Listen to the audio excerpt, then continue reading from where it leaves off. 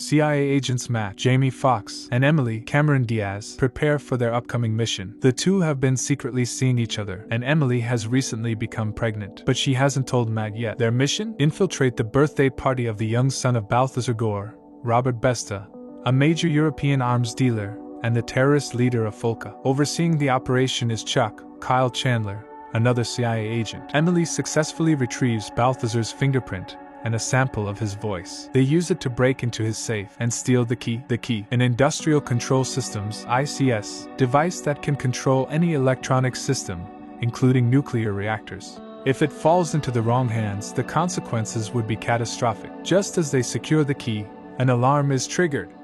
Chaos erupts. Emily and Matt fight their way out of Gore's estate, taking down guards left and right. The tension is palpable as they narrowly escape to their extraction point. MI6 provides an extraction plane, thanks to their contact Baron, Andrew Scott, an old flame of Emily's. Matt is visibly uncomfortable but remains professional. During the flight, Emily finally tells Matt she's pregnant. Matt is overjoyed. He wants a life with her, beyond the missions, beyond the danger. But their joy is short-lived. Suspicious of the flight steward, Dylan, Tom Brittany, they quickly realize something is wrong. Dylan takes Emily hostage at gunpoint, demanding the key. Matt distracts Dylan, allowing Emily to break free. A brutal fight ensues as they battle through the flight crew. The stakes are life or death. In the struggle, Dylan accidentally shoots the pilot. The plane nosedives straight into the mountains. Alarms blare. The aircraft spirals out of control. Dylan grabs the key, but the plane clips a peak, splitting in half. Dylan is ejected from the plane, the key lost in the wreckage. With only one parachute, Matt insists Emily take it, but she holds on to him. They land safely in the mountains, knowing they've been compromised, and with a child on the way. They make a life-altering decision, fake their deaths, disappear. 15 years later, Matt and Emily are living a quiet suburban life with their two teenage children, Alice, McKenna Roberts, and Leo, Ryland Jackson. Alice suspects her parents are lying about their past. They claim to have met in Colombia while serving in the Peace Corps. Despite being loving parents, they struggle to connect with their kids. Alice is distant, rebellious. Leo, while more trusting, follows his sister's lead. Emily, growing paranoid about Alice's new boyfriend, James, hacks into Alice's computer. Matt warns against it, but she does it anyway. Tracking Alice to a club, they intervene in an altercation, and a fight breaks out. It's caught on video. Matt quickly deletes the footage. Alice is furious. Grounded, she calls out their hypocrisy. "You spy on me, lie to me, and expect me to trust you." The fight ignites something in Emily. She misses their old life, the thrill, the adrenaline. The next day, Chuck, yes, Chuck, arrives at their home. He found them. Through that video. He warns them, the key was never recovered. The Belarusians are still after them. Chuck also reveals a shocking betrayal. Baron was not a traitor. He was actually tracking FoxxCameron all along. Before Matt and Emily can react, Chuck is shot. Mercenaries open fire on their home. They escape.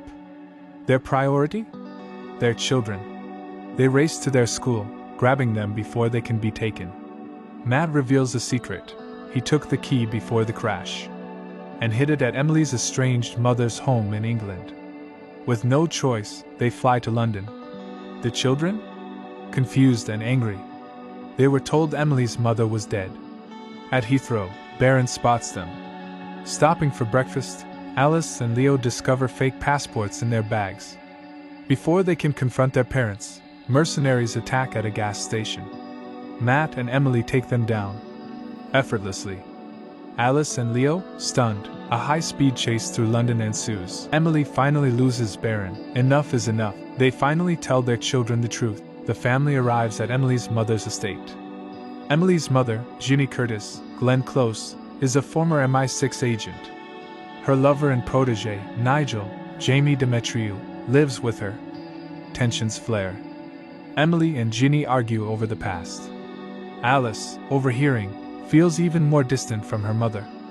Leo, meanwhile, is intrigued by Nigel's stories of espionage. Meanwhile, Baron, still tracking them, grows suspicious of his own ally, Wendy, Fola Evans A. Kingdala. Matt and Emily retrieve the key, but when they return, they find Ginny and Nigel tied up. Their children? Hostage. Chuck reveals himself. He faked his death. He set them up. Baron? Clean. He was after Folka, not them. Chuck takes Alice and Leo, promising to return them once he sells the key. Tracking Leo's thumb ring, they trace Chuck to the Tate Modern, a black tie auction for the key. London's power grid is shut down as a demonstration. The Thames River Dam is open, flooding imminent. Matt and Emily storm the penthouse. Baron, realizing their true intentions, lets them pass. Ginny, now positioned as a sniper, covers them. A brutal chase unfolds. Gunfire echoes through the gallery. Art shatters. Chaos erupts among the elite guests. Nigel intercepts Chuck's associate, Daphne, recovering the key. His MI6 training kicks in as he outmaneuvers her, despite her best effort. Emily and Matt chase Chuck onto a boat.